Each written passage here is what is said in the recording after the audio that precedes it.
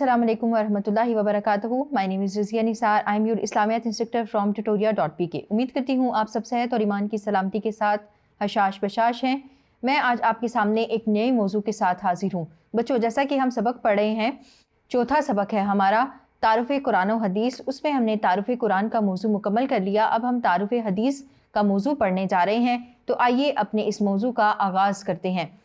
तारुफ़ हदीस में सबसे पहले ज़रूरत इस अमर की है कि हम हदीस के बारे में जान लें कि हदीस की तारीफ़ क्या है, इसकी लुग़वी और इस्तिलाही जो मफ़हूम है वो जानते हैं। तो सबसे पहले जब हम लुग़त की तरफ रुजू करते हैं तो लुग़त में जो हदीस का लफ्ज़ है वो सह हरफ़ी है। हा, दाल और स्वाद इसका मादा है। जैसे कि अरबी ज़बान में कहा जाता है हदसा यहदुसु हुदूसन, तो इसका मतलब होता है कोई बात, नई बात, कलाम, गुफ्तगू, ख़बर। रवायत को भी कहा जाता है, किसी कहानी, मजमून, इसको भी हदीस कहा जाता है। अगर इसकी मुतज़ाद की बात की जाए तो कदीम इसका मुतज़ाद है और इसके मुकाबले में लफ्ज़ इस्तेमाल होता है हदीस, यानी नई बात, नई चीज़।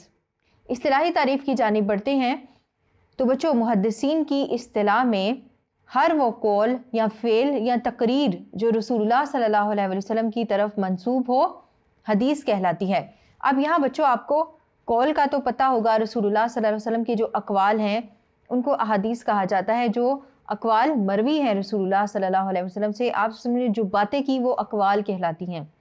अमाल वो हैं जो रसूलुल्लाह सल्लल्लाहु अलैहि वसल्लम ने करके दिखाए। जैसे कि रसूलुल्लाह सल्लल्लाहु अलैहि वसल्लम ने फरमाया कि नमाज़ पढ़ा करो, तो ये कौल हो गया। आप सल्लल्लाहु अलैहि वसल्लम ने नमाज़ पढ़ के दिखाई, तो ये आप सल्लल्लाहु अलैहि वसल्लम का अमल हो गया। अब तकरीर क्या है? तो बच्चों, तकरीर वो कौल और फ़ेल है जिस पर रसूलुल्लाह सल्लल्लाहु अलैहि वसल्लम ने सकूत फरमाया और उस पर नकीर नहीं फरमाई हो। यानी आप सल्लल्लाहु अलैहि वसल्लम के सामने किसी ने कोई बात कही हो या कोई अमल किया हो, तो आप सल्लल्लाहु अलैहि वसल्लम ने ना उसको पसंद किया ना उसको नापसंद किया, उसके बारे में कोई कमेंट नहीं किया, कोई बात इरशाद नहीं फरमाई, तो वो जो टर्म है वो कहलाती है तकरीर। तो हदीस क्या हुआ कि आप वसल्लम के अक़वाल, अफ़आल, अमाल और तकरीर जो है ये अहादीस कहलाती है, यानी इन तमाम का मजमुआ अहादीस कहलाता है। अहादीस के साथ एक और लफ्ज़ भी मुस्तामिल होता है जिसको हम सुन्नत कहते हैं, सुन्नत नबवी सल्लल्लाहु अलैहि वसल्लम या हदीस नबवी सल्लल्लाहु अलैहि वसल्लम। तो बच्चों, इनका कमो बेश मायनी एक ही है। सुन्नत से मुराद होता है तरीक़े-ए-कार। जैसे कि आप इसको अगर कोई डिफ्रेंशिएट करना चाहे तो ये कह सकता है कि अहादीस जो हैं वो रसूलुल्लाह सल्लल्लाहु अलैहि वसल्लम के अक़वाल हैं और सुन्नत जो है वो आप सल्लल्लाहु अलैहि वसल्लम के अफ़आल या आप सल्लल्लाहु अलैहि वसल्लम का तरीक़ा-ए-कार है। तो ये दोनों अल्फाज जो हैं वो आपस में एक तरह से हम मायनी हैं, मुतरादिफ हैं। बच्चों, रसूलुल्लाह सल्लल्लाहु अलैहि वसल्लम को अल्लाह ताला ने नबी बनाकर भेजा, रसूल बनाकर भेजा, मुसलमानों की तरफ उनको मबऊस किया गया। रसूलुल्लाह सल्लल्लाहु अलैहि वसल्लम को दीन इस्लाम अता फरमाया गया। आप सल्लल्लाहु अलैहि वसल्लम पर आखिरी किताब कुरान मजीद नाजिल की गई। कुरान मजीद अल्लाह ताला का आखिरी कलाम है।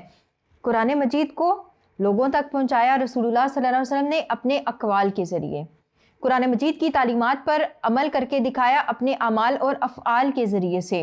जो सहाबा कराम या आप सल्लल्लाहु अलैहि वसल्लम के आसपास के जो लोग थे वो जो अमाल करते, जो बातें बोलते, उस पर अगर रसूलुल्लाह सल्लल्लाहु अलैहि वसल्लम को वो पसंद ना आती तो आप सल्लल्लाहु अलैहि वसल्लम मना फरमा देते, पसंद आती तो तारीफ़ फरमा देते, और अगर खामोशी अख्तियार करते तो वो भी आप सल्लल्लाहु अलैहि वसल्लम की तकरीर कहलाई।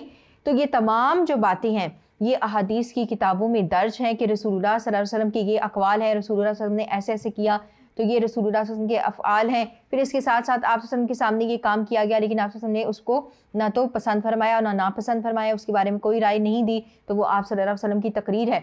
तो बच्चों, रसूलुल्लाह सल्लल्लाहु अलैहि वसल्लम के अक़वाल और अफ़आल और तकरीर कुरान मजीद की तशरीह, तौज़ीह और तफसीर है।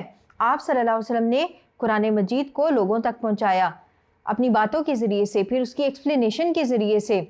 तो फिर क्या हुआ कि ये तमाम बातें जो हैं रसूलुल्लाह सल्लल्लाहु अलैहि वसल्लम के अक़वाल, अफ़आल, अमाल और आप की तकरीर, सहाबा कराम ने इसको अपने सीनों में महफूज किया, अपने जहनों में महफूज किया, अपनी राइटिंग्स में उसको महफूज किया। और ये फिर एक वक्त ऐसा आया कि इन अहादीस ने किताबों की शक्ल एख्तियार करी और फिर उस सूरत में ये हम तक पहुंची है। जैसे कि हम देखते हैं कि बहुत सारी अहादीस की किताबें हैं, फिर इसके साथ साथ सीरत नबी सल्लल्लाहु अलैहि वसल्लम पर लिखी गई किताबें हैं। तो ये तमाम कहाँ से आई हैं? रसूलुल्लाह सल्लल्लाहु अलैहि वसल्लम की अहादीस से, यानी आप सल्लल्लाहु अलैहि वसल्लम के अक़वाल, अफ़आल, अमाल और तकरीर से। तो बच्चों, यहाँ पर आपको यकीनन अब हदीस का मफ़हूम समझ आ गया होगा کہ آپ صلی اللہ علیہ وسلم نے اپنی ساری زندگی میں جو باتیں ارشاد فرمائیں، جو افعال اور اعمال کیے، اس میں قرآن مجید کی تفسیر اور توضیح بھی شامل ہے، کیونکہ آپ صلی اللہ علیہ وسلم شارع دین ہے، دین کو سمجھانے والے ہیں، اس دین کو لے کر آئے ہیں۔ تو آپ صلی اللہ علیہ وسلم کی تمام زندگی جو ہے وہ ہمارے لیے حجت ہے۔ آپ صلی اللہ علیہ وسلم کی تمام زندگی ہمارے لیے مشعل راہ ہے، اسوہ حسنہ ہے، ہم نے اس کی پیروی کرنی ہے۔ تو آپ صلی اللہ علیہ وسلم کی تمام زندگی جو ہے وہ سنت نبوی صلی اللہ علیہ وسلم، حدیث نبوی صلی اللہ علیہ وسلم کی صورت میں محفوظ ہے، جس کی ہمیں پیروی کرنے کو اللہ تعالیٰ نے بھی حکم دیا ہے اور رسول اللہ صلی اللہ علیہ وسلم نے بھی اس کی ترغیب دلائی ہے۔ اب بڑھتے ہیں بچوں اگلے نقطے کی طرف۔ مفہوم آپ نے جان لیا کہ حدیث نبوی کا مفہوم کیا ہے۔ اب ہم نے یہ جاننا ہے کہ حدیث نبوی یعنی رسول اللہ صلی اللہ علیہ وسلم کے اقوال، افعال، اعمال اور تقریر کو دین اسلام میں کیا حیثیت حاصل ہے۔ تو آئیے بڑھتے ہیں، اسی حوالے سے ہمارا اگلا نقطہ ہے کہ حدیث کی دینی حیثیت کیا ہے۔